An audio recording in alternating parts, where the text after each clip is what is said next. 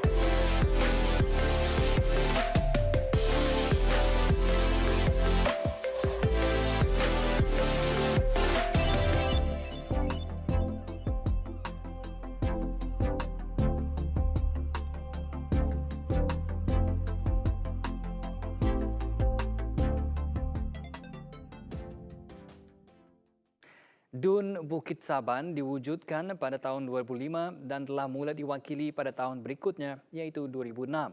DUN ini mempunyai daerah pemilihan yang paling banyak setakat ini iaitu sebanyak 35 daerah pemilihan seperti Penunus, Rimbas, Spau, Suri dan lain-lain lagi.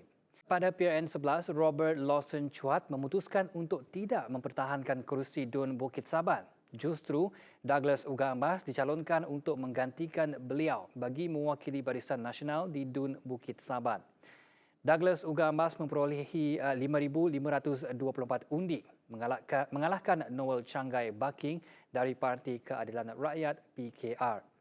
Pada PRN kali ini, jumlah pemilih di Bukit Saban bertambah, iaitu sebanyak 8,897 dan sebanyak 74% keluar mengundi.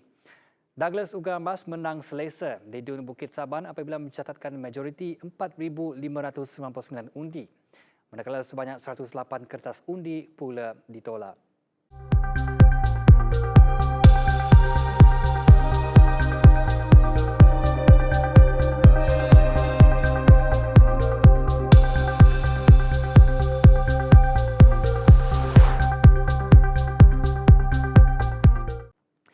Tiba masanya untuk kita mengenali beliau dengan lebih lanjut. Lahir pada 28 Julai 1955, Dato' Amar Douglas Ugah merupakan ahli Parti Pusaka Bumiputera Bersatu PBB mewakili gabungan Parti Sarawak GPS. Beliau pernah bekerja di Wahdat Bank Berhad sebelum berkecimpung dalam bidang politik. Penglibatan beliau dalam politik bermula seawal tahun 1977 sebagai setiausaha politik kepada Ketua Menteri Sarawak. Beliau juga pernah menyandang banyak jawatan seperti Timbalan Menteri Pengangkutan, Menteri Sumber Asli dan Alam Sekitar serta Menteri Perladangan Industri dan Komoditi. Kesemua pengalaman beliau ini amatlah berharga buat kerajaan Sarawak dan tidak dinafikan jarang-jarang disandang oleh ahli-ahli politik di Sarawak. Tidak lupa juga beliau pernah menjadi ahli Parlimen Betong daripada tahun 1986 sehingga 2018. Kini pula beliau adalah Timbalan Ketua Menteri Sarawak dan telah menyandang jawatan tersebut sejak tahun 2016. Tidak dinafikan, Dato' Amar Douglas Ugambas boleh dikategorikan sebagai seorang veteran dalam politik. Baiklah, kita beralih pula kepada perkembangan dan pembangunan di DUN Bukit Saban pula. Bukit Saban juga tidak ketinggalan dalam arus pembangunan semasa. Banyak projek pembangunan menerusi program transformasi luar bandar ataupun RTP sedang dijalankan dan sudah semestinya memenuhi keperluan masyarakat di kawasan DUN tersebut. Pada tahun 2020, sebanyak 77 projek RTP telah dilaksanakan. Projek-projek ini merangkumi projek berskala kecil juga berskala mega yang melibatkan pelbagai aspek seperti pertanian, pendidikan, sukan dan banyak lagi. Betong yang mempunyai potensi besar dalam bidang pertanian pastinya dapat memanfaatkan stesen pertanian Spau yang baru siap dibina tahun 2020. stesen pertanian Sepauh yang bernilai 4.5 juta ini merupakan stesen pertanian ke-10 yang dibina oleh Kerajaan Sarawak.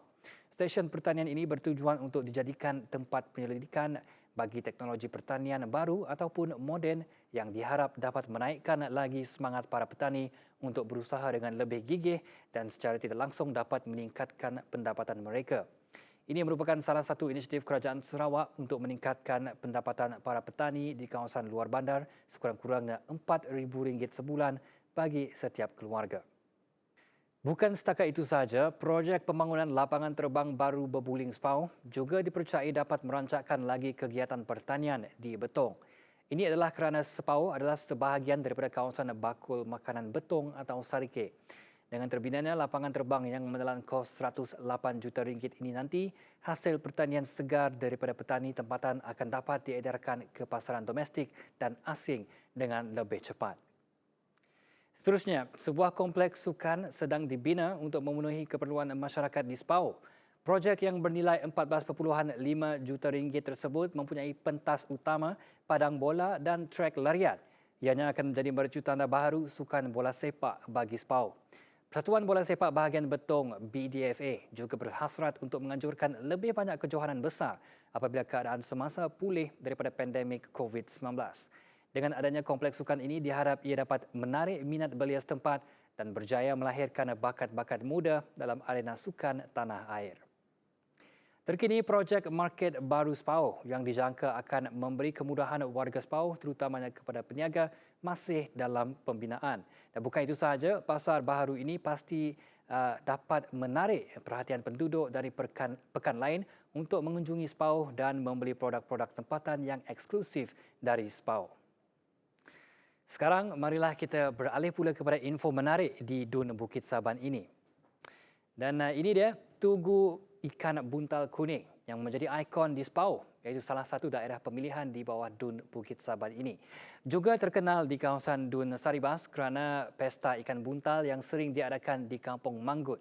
Kebanyakan penduduk di kawasan Sepauh memang pakar menyiang serta membuang racun ikan tersebut. Produk ikan buntal itu sendiri juga mampu mendatangkan pendapatan kepada penduduk setempat melalui hasil jualan ikan buntal sama ada ikan buntal masin ataupun yang masih segar. Dengan mempromosikan ikan buntal ini, ia sedikit sebanyak dapat mempertingkatkan lagi sosioekonomi masyarakat setempat di Sepauh. Dato' Amar Douglas Uga Ambas juga merangkap Menteri Pemodenan Pertanian, Tanah Adat dan Pembangunan Wilayah berpendapat bahawa produk ikan buntal ini berpotensi menjadi makanan untuk dieksport sebagai produk pelancongan Sepauh. Dan selain itu, masyarakat Melayu, terutamanya di Kampung Sepauh, masih lagi menghidupkan satu permainan tradisional untuk mengisi masa lapang mereka, iaitu gasing pangkah. Tidak dinafikan permainan ini semakin dilupakan generasi muda hari ini. Tidak seperti di Sepauh, kerana permainan ini kembali mendapat tempat di hati anak muda di sana.